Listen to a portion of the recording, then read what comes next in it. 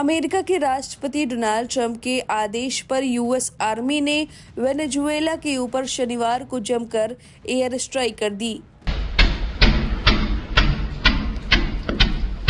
इतना ही नहीं, राष्ट्रपति निकोलस मदुरो को भी उनके घर से उठा लिया गया। इस घटना को लेकर ट्रंप ने बड़ी बात बताई है। उन्होंने कहा कि इस अभियान में किसी भी अमेरिकी की जान नहीं गई है। इस अभियान को वह लाइव देख रहे थे और ऐसा लग रहा था कि जैसे कोई टीवी शो देख रहे हों। वहाँ चारों तरफ अंधेरा था, खास तौर पर वेनेजुएला में। इस अभियान के लिए उन्होंने बताया कि 4 दिनों तक अमेरिकी सेना ने इंतजार किया मौसम साफ होने का। डोनाल्ड ट्रंप ने कहा कि अमेरिकी डेल्टा फोर्स ने पहले वेनेजुएला की राजधानी पर एयर स्ट्राइक की। इसके बाद उन्होंने निकोलस मदुरो के निवास पर हमला किया। इस हमले में किसी भी अमेरिकी सैनिक को नुकसान नहीं हुआ। हालांकि इस अभियान के दौरान अमेरिकी हवाई जहाज को निशाना बनाने की कोशिश की गई थी, लेकिन इसके बाद भी सभी लोग सही सलामत अमेरिकी धरती पर वापस आ गए। इससे पहले ट्रंप ने डेल्टा फोर्स की तारीफ करते हुए कहा कि इस अभियान के दौरान वह लाइव देख रहे थे।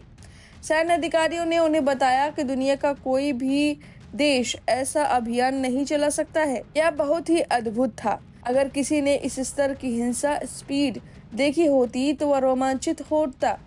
हमारे लोगों ने कमाल कर दिया। ट्रंप ने कहा कि हमारे पास हर स्थिति के लिए हथियार थे। सैनिक ऐसी जगह घुसे जहां घुसना लगभग नामुमकिन था।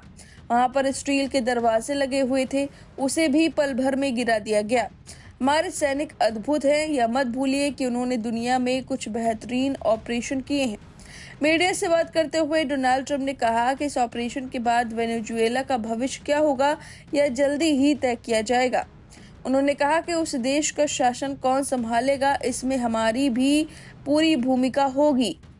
फॉक्स न्यूज़ को दिए इंटरव्यू में ट्रंप ने कहा कि इस अभियान के बाद हम यह जोखिम नहीं ले सकते कि उस छोड़ी हुई सत्ता को कोई भी संभालने के लिए आ जाए और मदुरो के छोड़े हुए काम को आगे बढ़ाने की कोशिश करे।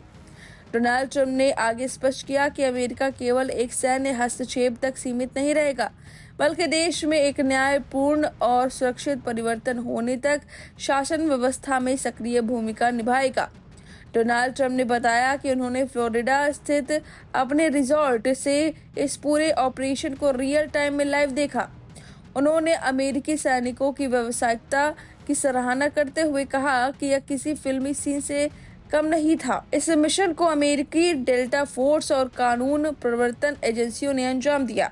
इसमें आधुनिक रोबोटिक तकनीक और ड्रोन का बड़े पैमाने पर इस्तेमाल किया गया। इसी बीच CNN ने सूत्रों के हवाले से बताया कि वेनेजुएला के राष्ट्रपति और उनकी पत्नी अपने बेडरूम में जब सो रहे थे, तब अमेरिकी सैनिकों ने रेड डाली।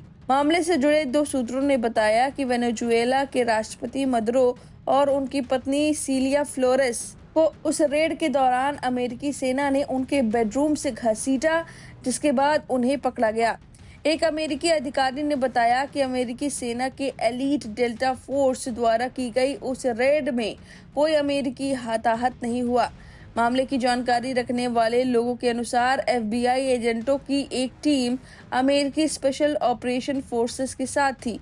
उन्होंने वेनेजुएला के राष्ट्रपति निकोलस मदुरो को पकड़ा। अब मदुरो को न्यूयॉर्क ले जाने की योजना बनाई जा रही है, जहां मैनहट्टन फेडरल कोर्ट में उन पर आरोप लगाए जाएंगे। अमेरिकी कानून प्रवर्तन अधिकारियों के अनुसार अमेरिकी ड्रग एनफोर्समेंट एडमिनिस्ट्रेशन ने वेनेजुएला में मदुरो और कुछ टॉप मिलिट्री नेताओं के खिलाफ आरोप पत्र सालों तक काम किया है। अब इस जानकारी पर आपकी जो भी राय में कमेंट करके अपनी राय जरूर दें।